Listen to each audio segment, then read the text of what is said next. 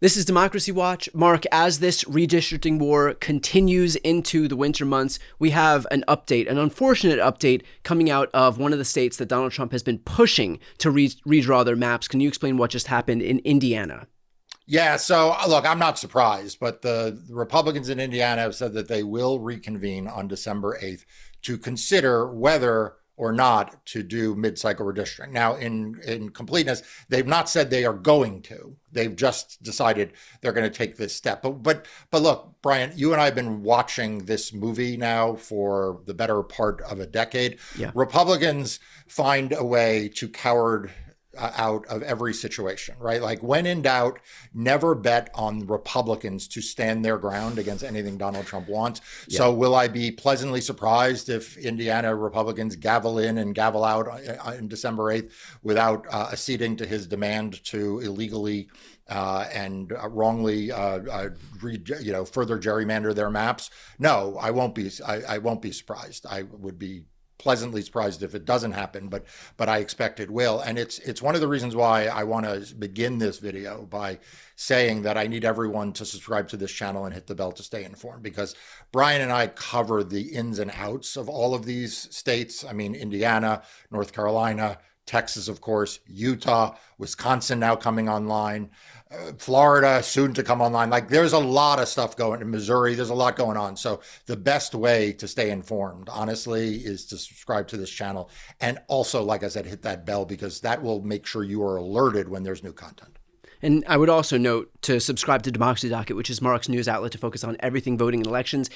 That is virtually the only written outlet that is covering any of this stuff. It's not any of the legacy media outlets that are covering this, even though this is so important that this is going to determine who runs the House next year, because there's basically 210 Democratic seats guaranteed, 213 Republican seats guaranteed. And so we're just tinkering on the margins here. And the only outlet that's covering that is Democracy Docket. So I'm going to put that link right here on the screen and also in the post description of this video.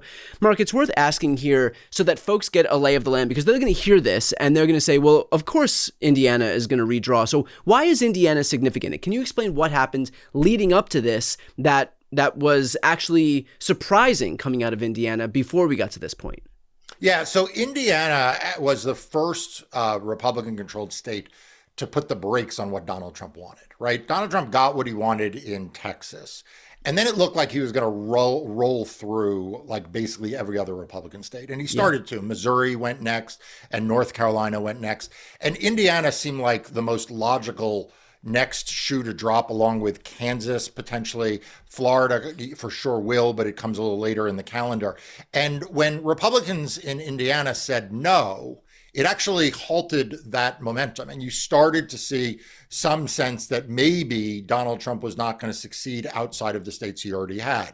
It also had a parallel effect, Brian, which you have covered extensively in a lot of your interviews with Democratic governors, which is it kind of also halted some of the Democratic states from moving forward, right? Because like there was this sense like, okay, Texas went, California went, then we saw Missouri and North Carolina on their side. Virginia looks like it is going to continue to move forward on the Democratic side. And then you just saw like basically Indiana not move forward, and it kind of like just created a stalemate.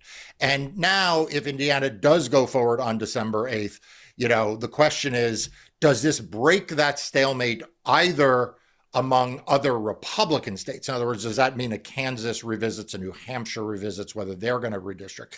And does it open up other Democratic states that so far have been, have also sort of not taken the next step? Well, it's interesting you say that. So I'm going to throw to a clip right here of my interview with Governor Pritzker from Illinois. Indiana's been on again, off again about whether or not they're going to redistrict. And I've made it reasonably clear that Illinois will have to move seriously toward the idea of redistricting if Indiana is going to do it. If they back off, they need to understand that they will get neutralized if we go about redistricting. So,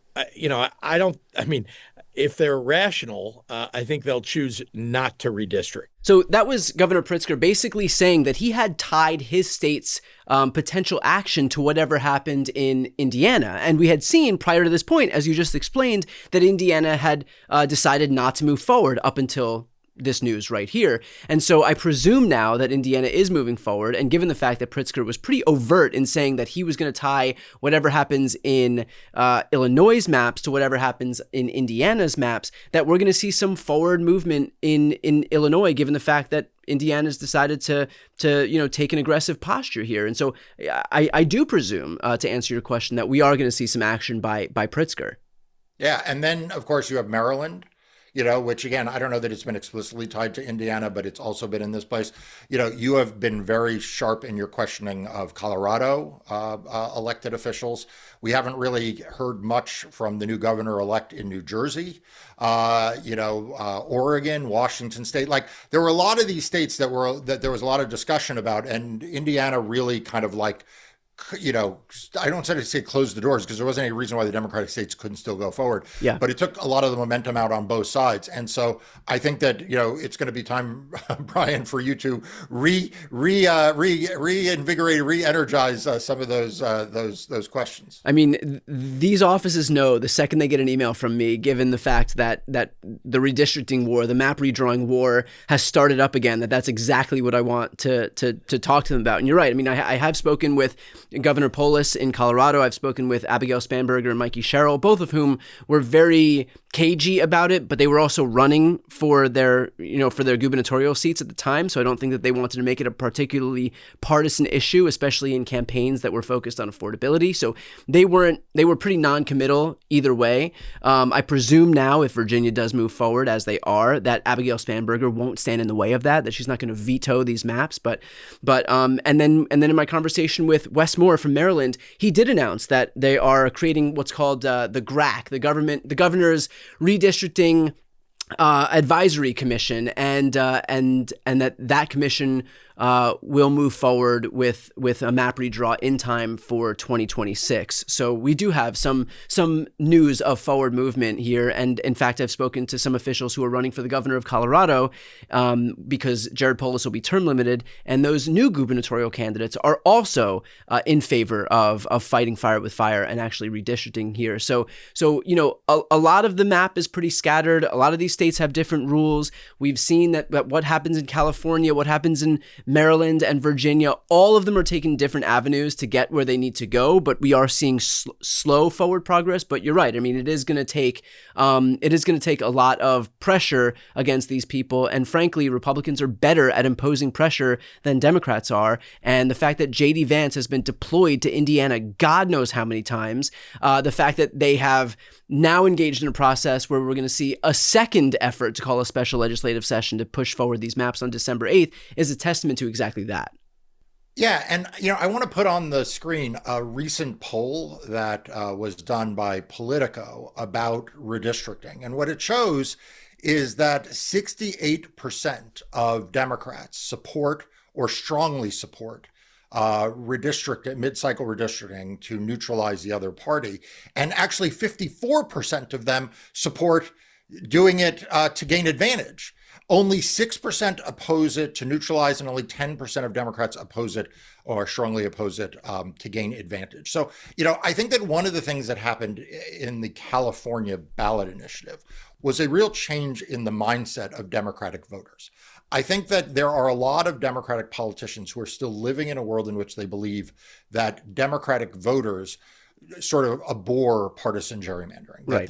that they don't want people to fight fire with fire, and that if they do, it has to only be to neutralize the other side. It can't be to do more than the bare minimum necessary to meet what Republicans are doing. And the polling just doesn't support that. I mean, I think that this is one of these places where what is good for democracy, which is not allowing Donald Trump's gambit to win, is also actually really good politics. It's really popular among, Democratic voters to be seen as fighting for more Democratic seats. And I hope that is something that all of these governors take into account as they consider whether to do mid-cycle redistricting. I hope it is something that the Virginia legislature takes into account as they decide how many seats to seek to redistrict, because this is, an existential fight right now for democracy. And you deserve credit too, because when everybody was out there basically just saying, okay, the best we can do is just neutralize these power grabs happening at the hands of Republicans, you recognize that that's not where people were. That's not where the Democratic base was. You said that if Republicans are going to take 5 seats, the Democrats need to go ahead and take 30 to offer something of a deterrent effect against the Republican Party that is never deterred, because Democrats never want to take on these fights. Or if they do deign to take on these fights, it's only to just nibble around the edges, go tit for tat, and basically say, okay, we're just going to neutralize, but we won't ever take a step beyond that because we have to practice good governance.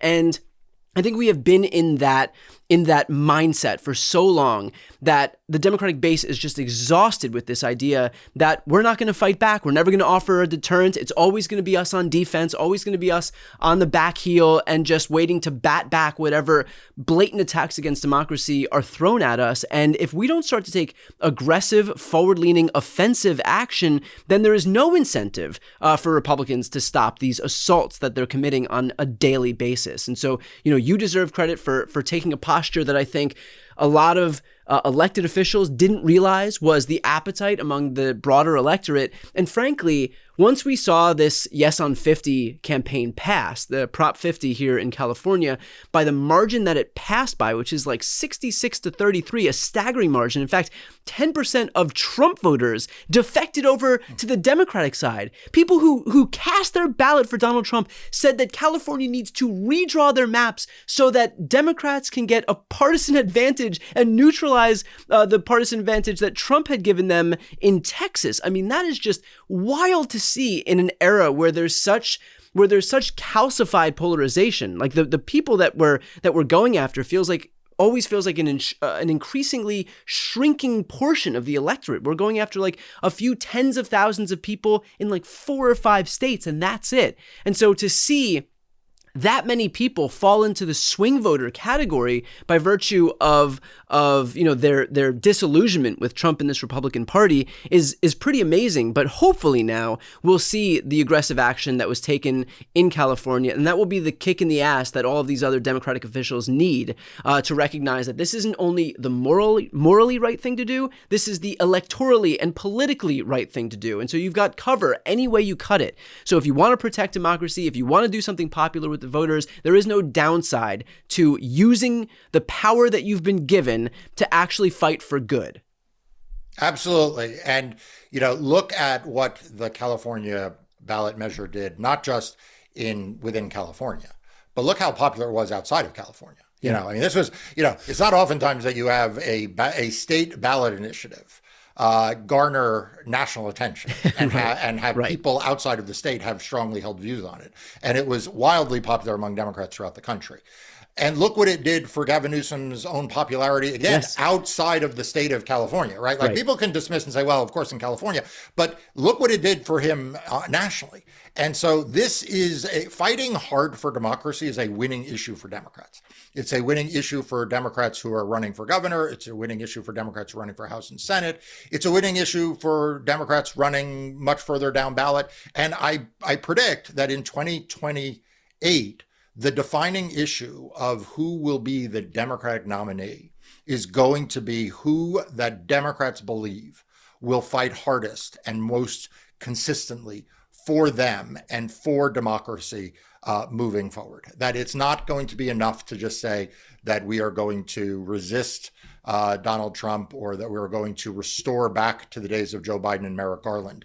That's not going to be the winning formula. The winning formula is going to be the person who says, you know what?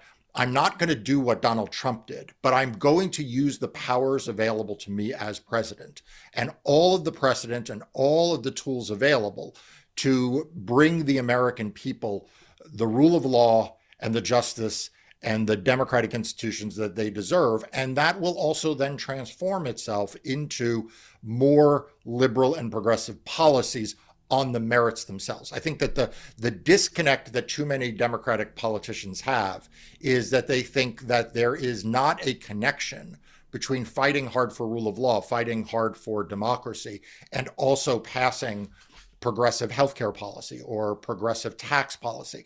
And I think that the person who is the nominee in 2028 is going to be the person who is able to show people how those two things are actually inextricably linked.